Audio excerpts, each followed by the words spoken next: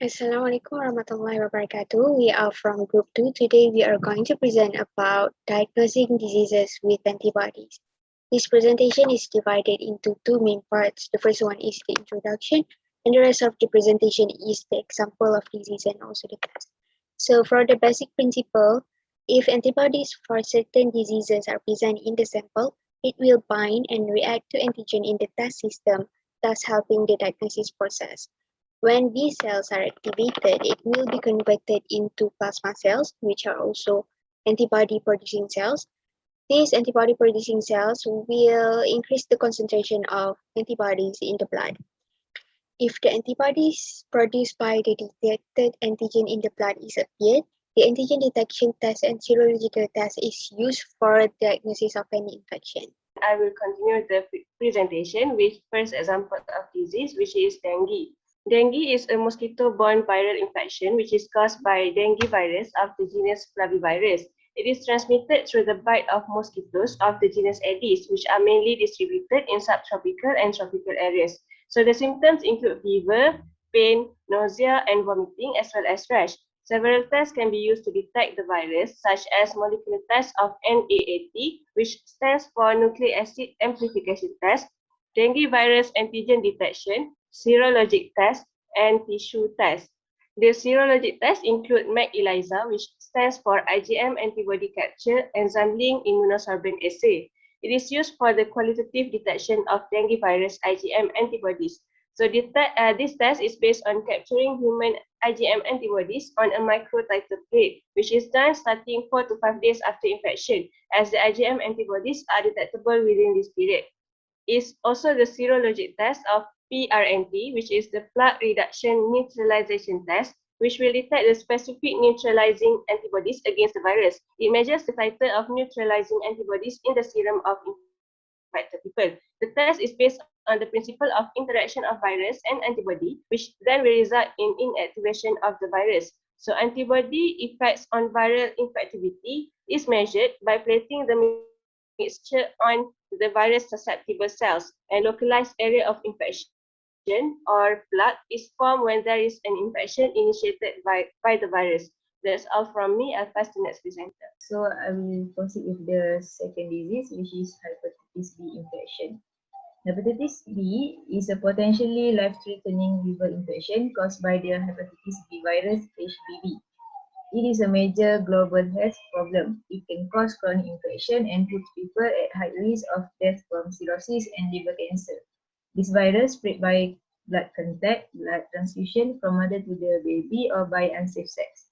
Apart from this, the drug addict who share needles can also transmit hepatitis B. The test that we done to diagnose hepatitis B is blood test. Only one sample of blood is needed for a hepatitis B blood test, but the hepatitis B panel includes 3 parts. All 3 test results are needed to fully understand whether a person is infected or not. The tests are hepatitis B surface antigen test, hepatitis B surface antibody test, and hepatitis B core antibody test. Hepatitis B surface antigen test is the common test that being done. This test confirms the presence or absence of hepatitis B surface antigen in the blood of the patient. Normally, 2 types of tests are done. The first one is screening test and then a confirmatory test. The screening test, which are HEPA-scan, can inform about the presence of hepatitis B surface antigen. This test uses the process of immunochromatography. If the screening test is positive, then the patient is usually advised to go for confirmatory test. The confirmatory test is done by ELISA. A positive hepatitis B surface antigen test result means that someone is infected and can spread the hepatitis B virus to others through his or her blood. That's all for my part. I'll pass to the next presenter. Thank you, Shahida. I am Mizan Kamalina, and now I will continue the presentation on HIV or AIDS.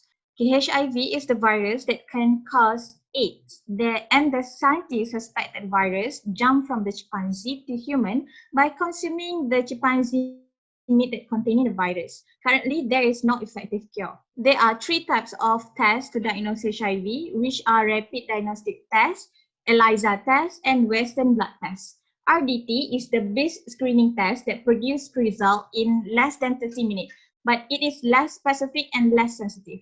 ELISA test is the plate-based assay technique to detect and quantify substances such as antigens, antibodies, and others. The result is time-consuming and it is very specific and highly sensitive. While Western blot test is a technique that detects a specific protein from a protein mixture. The result is more time-consuming and it is very specific and very sensitive. The Western blot test was used to confirm the result of ELISA. However, it is no longer recommended as other tests are enable a faster diagnosis. RDT is easy and quick to perform and do not require additional equipment and no need to perform in lab. RDT are designed for qualitative detection of antibodies and antigen. As you can see in the picture, if there is the appearance of control line and test line, it is a reactive result. If there is appearance of only a control line, it is non-reactive result. Next, the enzyme-linked immunosorbent assay, ELISA tests are used using a blood sample. Then the sample was added to the device that contains HIV antigen and anti-HIV antibodies. An automated process will add an enzyme to the device to help speed up the chemical reaction. If the blood contains antibodies of HIV or antigens of HIV, it will bind with the antigen or antibody in the device. Then the blue color indicate the positive result of HIV. I think that's all from me. Thank you, Sister Mizan. Now I will proceed with the next example of disease and the test. Syphilis, sexually transmitted disease caused by spirochaete bacterium Treponema pallidum. The test for syphilis can be done on blood, body fluid, and tissue sample. If the first screening test shows sign of syphilis, another test is done to confirm the syphilis infection. This is the figure which summarizes the serological test for syphilis. It is divided into two, which are the non-treponemal and treponemal tests. The non-treponemal tests include RPR and VDRL tests. It is used as the screening test which look for the non-specific antibody present for the syphilis infection. For the treponemal test, it specifically detects the antibody to Treponema pallidum protein. The examples are Treponema pallidum hemagglutination assay, Treponema pallidum particle agglutination assay, the enzyme immunoassay, and the fluorescent treponemal antibody absorption. In most cases, the diagnosis of syphilis is performed using both tests. This is because RPR and VDRL tests are usually used to screen for active syphilis infection and monitor response to treatment. But due to their lack of specificity, positive results are confirmed by tests that are treponemal specific. We can see that for the RPR test, the image shows the example of RPR carbon, where if a specimen contains the antibody, flocculation occurs and result in the aggregation of the carbon particle. The flocculation will appear as a black clump. The rapid plasma reagent test use the same antigen as VDRL, but the antigen is bound to a carbon particle to allow visualization of the reaction without a microscope. Next, TPPA or TPHA test is indirect agglutination test in which surface antigen extracted from T. pallidum cell are coated onto red cell or gelatin particle and mixed with the test serum. In simple words, for TPHA, the antigen will bound to the erythrocyte, while for the TPPA, it will bound to the gelatin. Next, EIA test check for syphilis antibody. A positive EIA test should be confirmed with either the VDRL or RPR test. Lastly, for the FTA-ABS test, it's also checked for antibody. The test can be done on a sample of blood or spinal fluid. It can be used to find syphilis except during the first 3 to 4 weeks after exposure. That's all from me. Last example of disease is typhoid fever. Typhoid is one of the main causes of morbidity in many regions of the world. Specifically, it is caused by Salmonella enterica subspecies Enterica serotype typhi. Serological tests for typhoid fever. The first one is Widal test. Widal test detects agglutinating antibodies to lipopolysaccharide LPS and also flagella. The next one is ELISA test. ELISA test detects anti-LPS, IgA, IgM, and IgG, and antiflagellum IgG. And the last one is IDL2-PEX. This test is a semi-quantitative competitive agglutination test for the detection of anti-O9 antibodies. To conclude, all of these test examples explained are very crucial in the diagnosis of many diseases. Without antibody, it might be difficult to defend ourselves from antigen and protect ourselves from many diseases. Therefore, we should always be thankful to Allah Subhanahu wa Ta'ala for this magnificent creation.